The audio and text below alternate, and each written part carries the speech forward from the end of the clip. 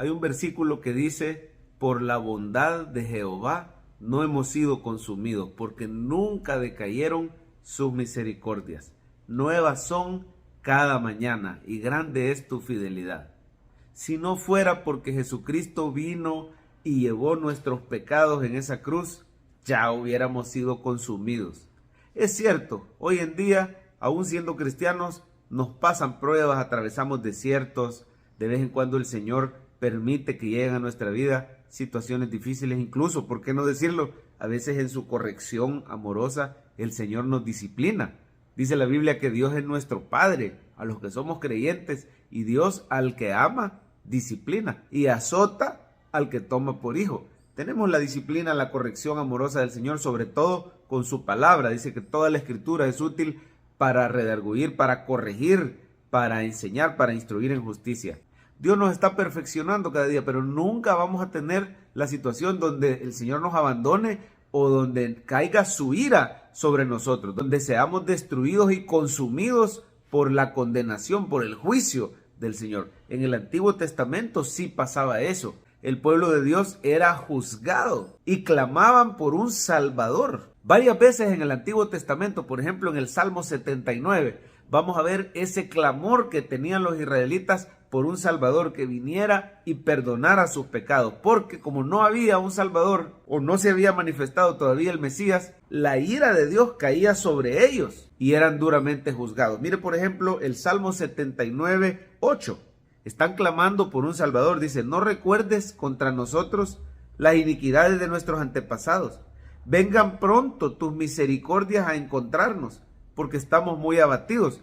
Lo que pasa es que los había invadido un pueblo pagano, el pueblo de Babilonia. Era un imperio guiado por Nabucodonosor que había hecho gran mortandad en el pueblo. Había destruido los muros, había destruido el templo, se había llevado los utensilios, había matado a muchas personas, no respetaba a ancianos, a niños, a mujeres embarazadas. Se había llevado deportados más de 50,000 personas hacia Babilonia como prisioneros, como esclavos prácticamente. Todo eso se describe ahí en los versículos anteriores, ¿verdad? Dice, oh Dios, vinieron las naciones a tu heredad, han profanado tu santo templo, versículo 1. Redujeron a Jerusalén a escombros. ¿Quién hizo esto? Babilonia, con la invasión de Nabucodonosor. Dieron los cuerpos de tus siervos por comida a las aves de los cielos, la carne de tus santos a las bestias de la tierra. Derramaron sangre como agua en los alrededores de Jerusalén y no hubo quien los enterrase. El Señor permitió esto y esto no era una disciplina, era un juicio, era un castigo de Dios. La ira de Dios había venido sobre el pueblo por sus múltiples pecados. Y ellos están al final del Salmo anhelando un Salvador. Mira el versículo 9, ahí se ve Cristo. Dice, ayúdanos, oh Dios de nuestra salvación, Dios de nuestro Yeshua, por la gloria de tu nombre. Líbranos y perdona nuestros pecados por amor de tu nombre. Así que está diciendo, perdona nuestros pecados, envía tu salvación, envía tu misericordia, no te acuerdes más de nuestros pecados ni de los pecados de nuestros padres. Y es que, hermanos, en el Antiguo Testamento habían sacrificios de corderitos que cubrían temporalmente el pecado.